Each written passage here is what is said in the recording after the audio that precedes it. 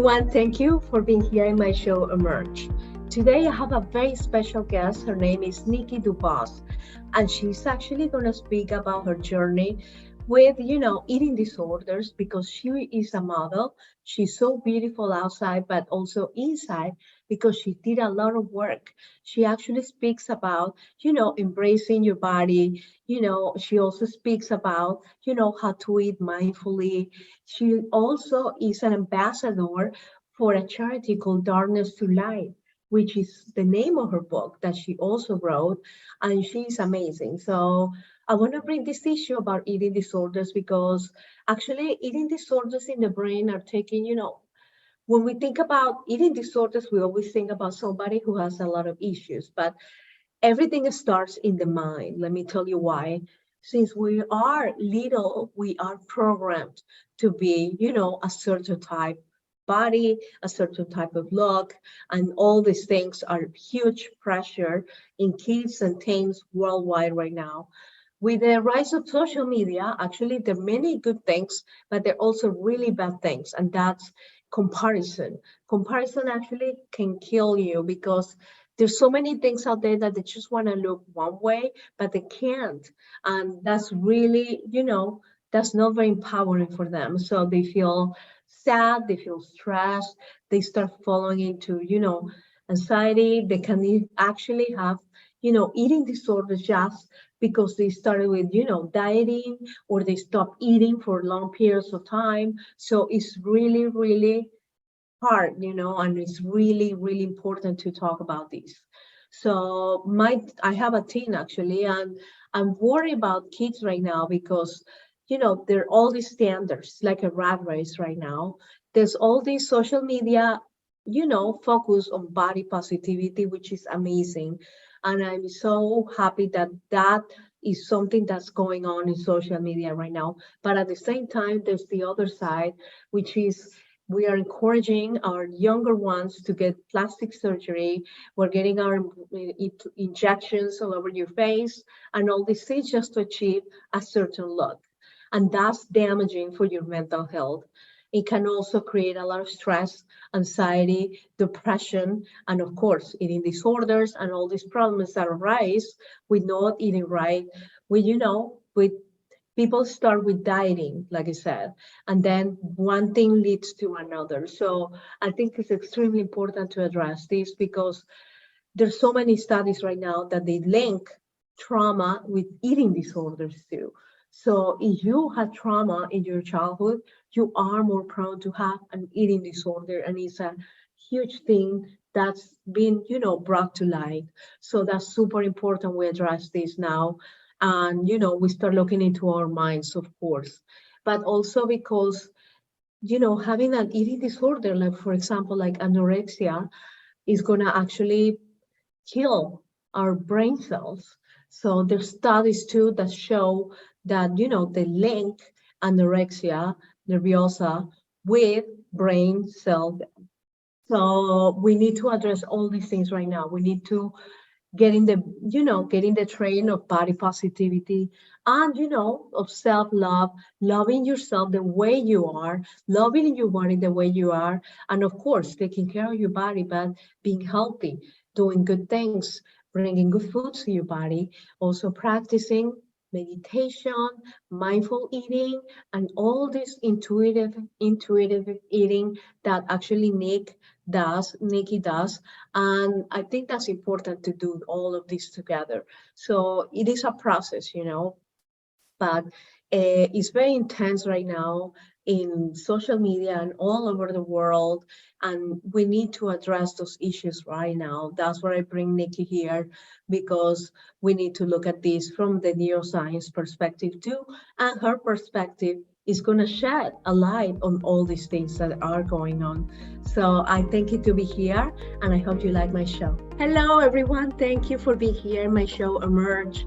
Today, I am here with Nikki DuBose, as I promised, and she's amazing. She's actually an ambassador for a charity called Darkness to Light.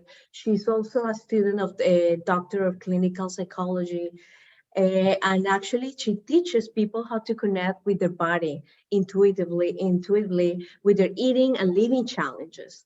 So she also has a practice called Live Eat Free. And I want to introduce you, Nikki, but you can probably do it better than me. So why don't you tell us what you do? And thank you so much for being here. Thank you, Paula, for having me on. I'm so happy we were finally able to connect. I know we've been kind of going back and forth on Instagram. And well, my name is Nikki and I'm a model, I'm an author, and I'm a mental health professional. So kind of have emergence of all three things, which is kind of unusual. But I am studying for my PsyD, which is a doctorate in clinical psychology. And I own an intuitive eating an intuitive living coaching service called Live Eat Free. And so I want to give a little bit of a background about the emergence of the modeling and the mental health profession and why that matters.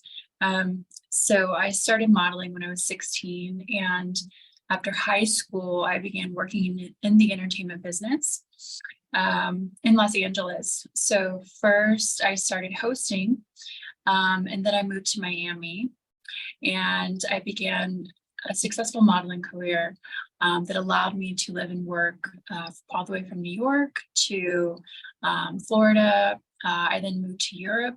We were just talking about Barcelona, how much I love Barcelona, and before the show, and I was able to work in Spain, all over Western Europe. Let's see, Paris, Milan, Israel. So I started working out as a healthy swimsuit lingerie model, and then I moved into more of the high fashion side of modeling. And so as I was working and traveling every day, I saw my career flourishing, but I also saw my health and my weight kind of go down due to my eating disorder. Now this was back in 2010 to 2012. And so there came a point to where I said, you know what, I need to leave modeling. I need to take control of my health, right? And I needed to go to therapy, right? And reflect on my life really and what success meant for me. And so I wrote about all of this in my memoir, which is called Washed Away from Darkness to Light. And at the same time, my mother had just passed away from addiction. And I think there are times in our life where we kind of see our lives parallel with other people. And for me, that was with my mother. And so I decided to retire from modeling at that time and go back to school and get my education. And that happened to be in psychology, right? They say that sometimes there are a lot of psychologists or therapists that learn a lot about themselves. And for me, that was me, and that was really important for me. So along this journey, along this educational journey, I found my voice outside of my looks, right? Because modeling initially was all about how I looked. All the money that I made was about my looks, and it was about the external, right? So the psychology aspect of that in my education helped me to regain my inner strength, and it helped me to understand myself from the inside. So during this educational period of my life, I learned what I could contribute to the world, right? Based on my value system, based on my intelligence, based on my core strengths. And so I began writing a lot of mental health articles, contributing to like Huffington Post, things like that. And I also decided that I wanted to be an advocate, right, for children who had been sexually abused, for models in the modeling industry. And I was fortunate enough during that time to be able to work with key leaders, right, like with Harvard University. And also we kind of came together and decided we were going to write some student and teaching lesson plans, because there was a big misunderstanding out there about the modeling industry and about the fact that there aren't a lot of resources for models, right? So we were going to start working on that. So I lobbied with Harvard and with the National Eating Disorders Association in California, and we came together and tried to get some legislation passed for models. I then applied, it's really important, yeah. I then applied to, after I graduated with my undergraduate degree in psychology, I then said, I want to go all the way. I really love psychology, and I want to get my doctorate in clinical psychology, because all of that advocacy piece, all of the, the books that I had written or contributed for, I really wanted to work with patients, with clients, because I loved seeing them. I love seeing the hope, right? The hope aspect. I love seeing the resiliency that was built when people felt like that they could recover, just talking with people one-on-one. And so I wasn't so much research focused, I was more clinical focused and working with people one-on-one. So that's what I did, and now I'm in my second year. And I opened my own private practice. And I work with mostly young women who are needing that extra support in their daily life, in their eating disorder recovery. But also work with people who maybe don't have an eating disorder, but they are chronic dieters, right, or emotional eaters. And I feel like this is most of the world, really. That's funny because you mentioned that people who start with the diet because, the psychology, I mean, when people look at eating disorders, they just think is that, oh, I just want, people don't have any problems really. They just cut out their food, their food intake one day and then the next day and then it's like erratic eating, that you get when you're into, with these problems. So going back to your modeling career, I want to ask you, of course, you got into the eating disorders because of pressure of people from, being thin or, or just because you just wanted to, you did it on your own. Just want to talk a little bit more about that. What was it? What made you go into eating disorders? So I think that the modeling industry, when I first started, because I started back before, the industry has really shifted a lot now. And we've seen that there has been a lot of shift in trying to promote a healthier body image. I mean, it's all over the place, right? Yes. You can't deny that. There has been a big push, and that makes me super happy. As someone who is studying this, who is working with clients, and as someone who's gone back to modeling. So I'm seeing it from all sides, and I'm thinking about this in my head, okay, how is this? I think it's a positive change versus when I first started. There was no resources, I felt like there wasn't a lot of support there. So I think that the industry is doing a positive job in trying to promote. Things take time, right? Things take time, but I want to be positive, and I want to say that this is a positive change, that we are trying to do a positive thing. And you have to realize it's a collective shift. It takes a lot of people, and it takes a lot of time, and it takes a lot of energy. So I would love for this shift to continue, right? For it to be a normalized thing, that our body types are not trends, right?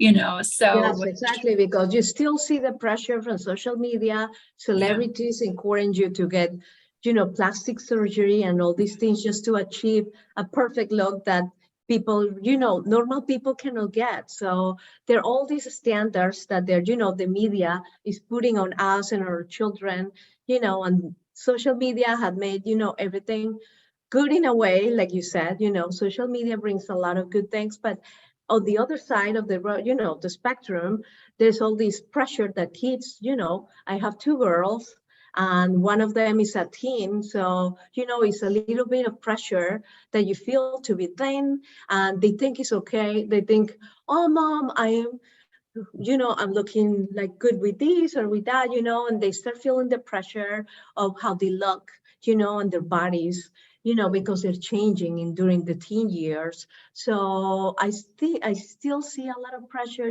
from influencers to push on that, agenda. And that's really hard to see sometimes. And like, I really like your profile because I follow you for so long, because I think what you bring, is that you're so beautiful, but you also encourage people to be, positive with their bodies. And, all these things are very important now for people, like my kids, my girls, teen girls, to follow people like you, and not like other celebrities, out there, or other models that probably not supporting that, style. So I still feel a little worried. There needs to be a lot more work, of course, in that area. And I grew up, unfortunately, in a family that was, the pressure was on. My mom, if I gain weight, sometimes she'll say, "Oh, Paula, you need to lose weight," things like that. And I was like, wow, I was always in this rat race of losing weight and being thin and being like this and being like that, and things changed for me a lot when I had some physical problems. I lost my hearing suddenly, and then I started having all these, realizations that I said, is I am not my body, Paula is a different person, is my soul, Yeah. my body is not me, really. My body is just a vehicle, that I use. Of course, I want to be healthy. I don't want to keep going with these standards, beauty. And I changed my mindset completely. I decided, I don't want to keep going with this, family or culture, that people do. I want to keep going, with healthy mindset, just being healthy for myself and now for my kids. I want to be healthy for them. And, that's what I want to achieve right now. And that's what people like you, are so important, because with your book and what you're doing right now, you're encouraging people to, don't focus so much on the outside, but on the inside. And that's super important. I personally think that's very important, also to cultivate your inside, of course, your mind that I speak about, but also the spiritual side, because when people are looking for ways to be, beautiful outside, it's because there's a disconnect on the inside too, You need to connect both, to be, a good person, happy and fulfilled person. So there are all these distractions right now with social media, like I said, but, we need to go back to the basics, go back to our mind, being healthy, encouraging people to, sorry, my daughter is here, encouraging people to do things. Well, my dog. Oh no! Oh my gosh! And encouraging people to, to do a healthy lifestyle. So that's what I've been focusing on. And I think you're doing a great job on that. And your book, that's another thing that I want you to tell me about your book. Why do you decide to write the book? And, who do you, when you wrote a book, who do who was a person that you were thinking that will read the book, for example? That's, Well, so for my book, I've always been a writer. I think I wrote my first book when I was like in third grade. I think it was like a book about animals or something in a circus. That's always been a passion of mine, and I always want to continue writing books for the rest of my life. I want to say that book that I wrote, Washed Away, I'm in a very different place now. So reading that book, it's a reflection of who I was at that time several years ago, and it's reflecting a certain time frame of my life, so from being a child until my mid-20s. So keeping that in mind, I felt that after coming through a very difficult time in my life, so my memoir is about my struggles, right, with my mental health as a model and as a young person. And it's very raw, it's very raw. And it's not a reflection of where I am now, but it's a reflection of where I've come out of in my life, and communicating that to a wide audience. I do feel like my next book is going to be much more lighthearted, and it's going to be about, how I got recovery, how I gained recovery in my life, and more of like practical steps of how you can get that too. Right. Yes. I needed to write this book, even though it was kind of heavy and raw. Number one, because it was cathartic for me. It was cathartic for me to do that. And I'm a big advocate for writing down your feelings and your thoughts and sort of a struggle that you've come out of in your life, because I do believe that writing is healing, right? Or any sort of art can be very healing for you.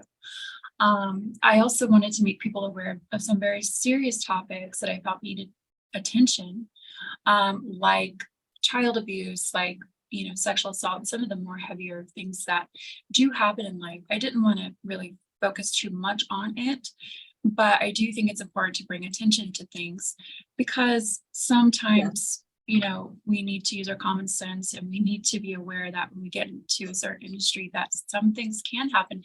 Doesn't mean it will, right? Because I love the modeling industry, and I do think that the positive changes that have taken place are wonderful. But use your common sense, right? If you're a young person going into modeling, have your parents with you at all times, and don't get into the drugs and the alcohol and the partying and all of that stuff, right? See it as a business and set your goals. And so it's kind of like, here's all the things not to do, right? Don't make the same mistakes that I did, sort of thing. Yes. And that was more of that's what I wanted to accomplish, to be a teaching tool, sort of thing, and but I love modeling. I love the people I work with, and I love my team. I'm at my happiest when I'm what's called the flow, right, of shooting, and I feel like time doesn't. There is no time, So modeling is a very positive thing for me. When I'm making beautiful photographs, I feel like it's kind of weird. I feel like I'm in a state of consciousness that where nothing else matters but that moment, and that's what being a creative person is all about. And but I do think people should be self-aware. They should have common sense, and they should also be very cautious, like with any career, like with anything, to be careful of things that can happen. Doesn't mean that it will, because honestly, I do think that since the Me Too movement and since all of that has come out, that there's been a lot of great changes in the modeling business. And I'm thrilled that we're moving to a place of more mental health awareness in modeling, inclusivity, and body diversity, and that's why I wrote my book. And moving forward, with this more positive change, like I said, my next book is going to be about intuitive eating, right? Intuitive living, and from a spiritual perspective, how people can practically gain recovery in their everyday life.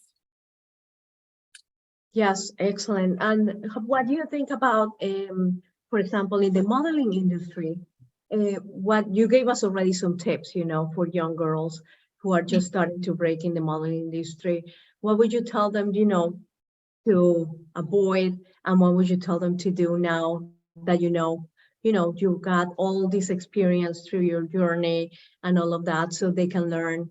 I know they can get your book, of course, that's amazing, but also, what would you tell little girls right now who are just starting the modeling industry? What would be your advice for them? I would say definitely go for it. Follow your dreams. I always say that your dreams, I'm very intuitive, and I say that your dream is there for a reason, right? And I want you to follow your dreams, but surround yourself with people who are safe, who have your best interests at heart, right? Yes. And who are mentally stable. Surround yourself with the best people who have your very best interests at heart. Use your common sense and keep the right goals in front of you. Be a business person, right? So I believe in vision boards. Do a vision board, and then you want to lay out the best practical way to achieve your dreams, right? Get your education first, I think, for a young person. So focus on, so if you want to model, I want you to see it as a business, right? And understand that the very best way to be that model is to have an education, okay? Because modeling is a really hard business. And I think that the best models are the ones who have their own brand, right? And the way to do that is to have an education behind you. So look like Tyra Banks and all these other amazing, women out there, they have their education, right? So if you are very young, always have your parents with you, right? You shouldn't have to pay an agent or pay people. They should be paying you, right? So because I know there's so many scams in the modeling industry, right? Yeah. So it's crazy. Yeah. Don't be answering, the best advice, if you're under 18, always have your parents do everything for you, handle everything for you, and they should not be paying anyone ever. Always map out a plan, like I said, and keep your vision in front of you. I believe a lot in meditation, guided visualization, and aligning yourself where you want to be in your life. Because think about it this way, if you're like thinking, if you're putting yourself at that low level and just thinking like, well, I hope I get this, or I hope I can do this, then that's where you're always going to be, right? So I believe in mapping out a vision for your life, putting it on paper, and always aligning yourself with the top people, right? Because why would you start at the bottom? Like, that doesn't make sense to me. So unless you have a vision, then your dream is going to die. That's what I believe that with my whole heart. So put it out there on paper, what you want to achieve, and then map out how that's going to happen, how you're going to get there.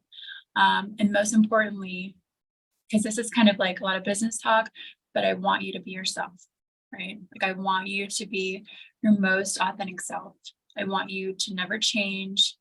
I want you to be that one-of-a-kind person that nobody can replace, because it's all competitive, right? In the modeling, even though it's like diversity and all that, is still competition.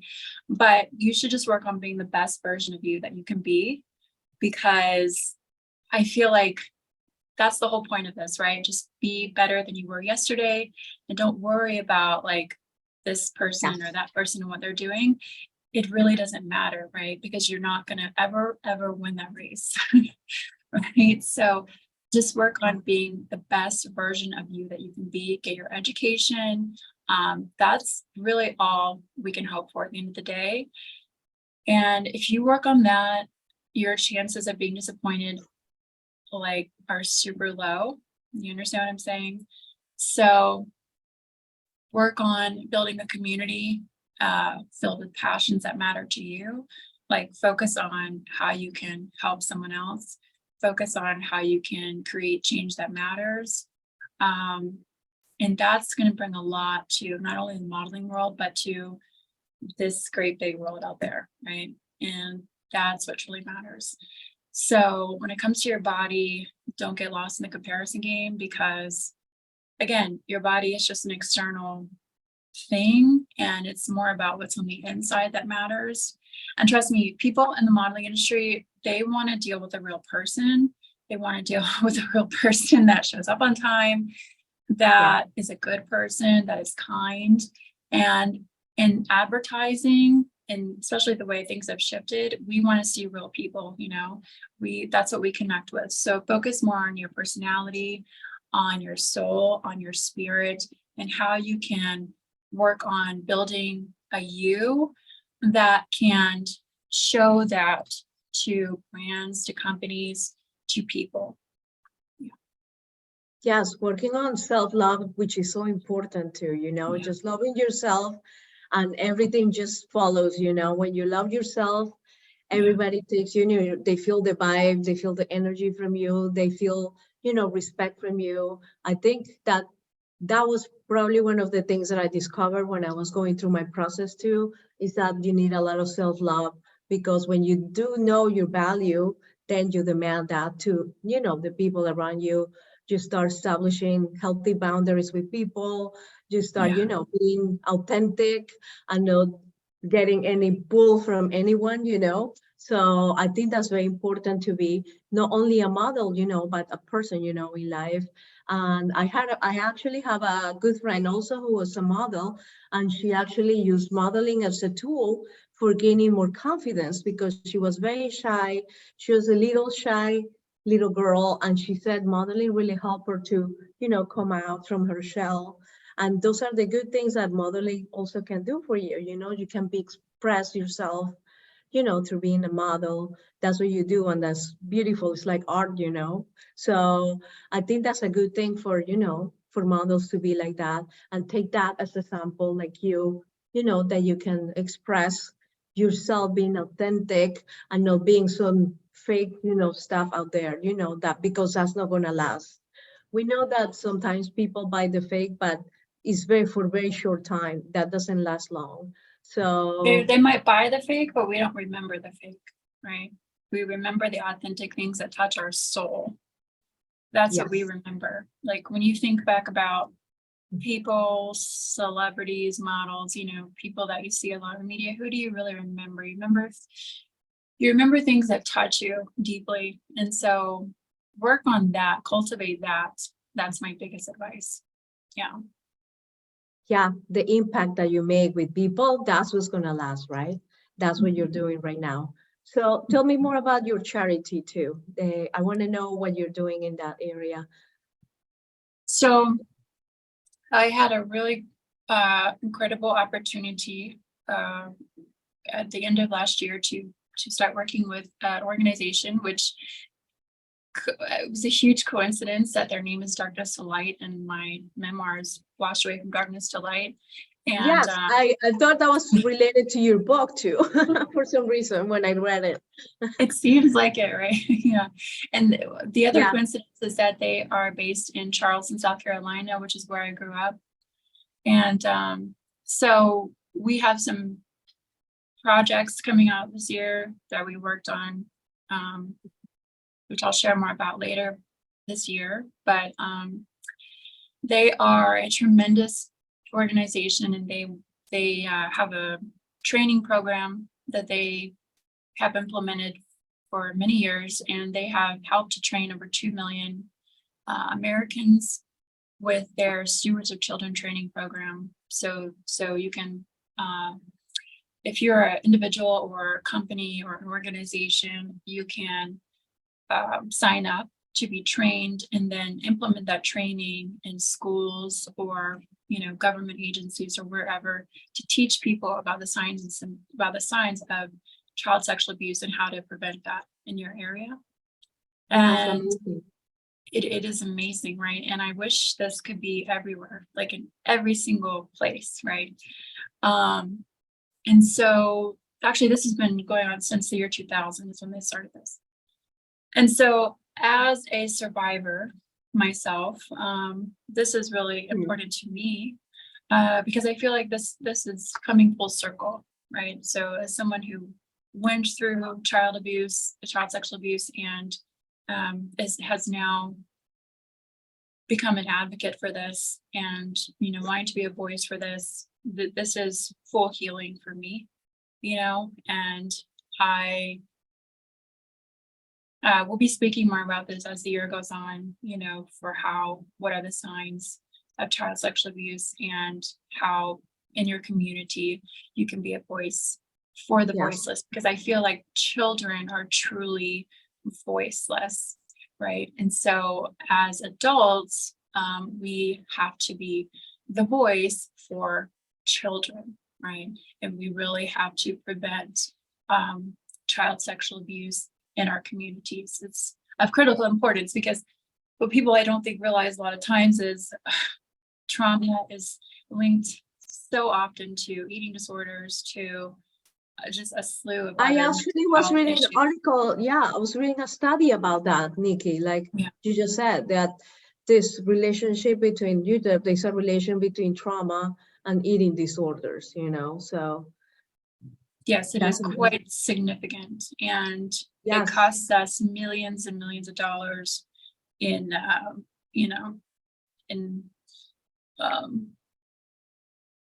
healthcare costs, and it's a big issue. And I hesitate, I get tight in my chest when I talk about it because I feel like even though we have done so much work in the legislative piece and all of that, and as someone who works with, clients who have been affected so much by trauma, that it's still something that is not treated as a crisis, right? That it's not given, it's not been given the importance that it needs to be given. So it feels frustrating for me as a person, as a human. I can feel that. It's amazing that, people don't take this, as an urgent matter, because it's, it's such a big deal right now, to take care of. It's frustrating. And, but how my piece fits into that is to be a voice, right? To speak up. And the point of that is that we can all be a voice, right? We can all be an advocate for change. We can all speak up. We can write about it. We can talk about it. We can share the training program. So you can go to d2l.org. That's D, the number 2, l.org. And you can sign up to be stewards of children. There goes my screen again. Oh my goodness. That's about as authentic as you can get, by the way. Yes, exactly. That's amazing. I'm so, happy that you're doing that. That's an amazing job that you're doing. So you want to finish with saying something, maybe about where they can find you, your social media, your website. I'll put all the information here in the video, but also just tell us where they can find you and your book too.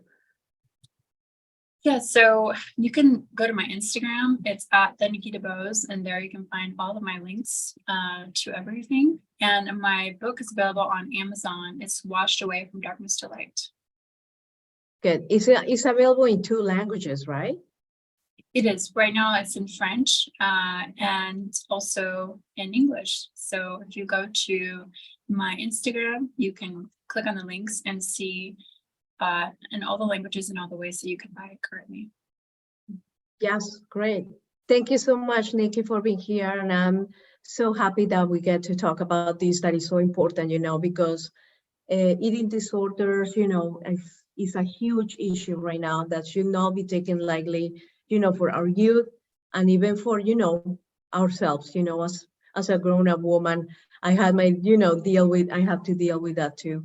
So I'm so happy that you have, you share your wisdom and your light, and I think you're doing an amazing job. Thank you for being here, Nikki. Thank you, Paula. Happy to be on.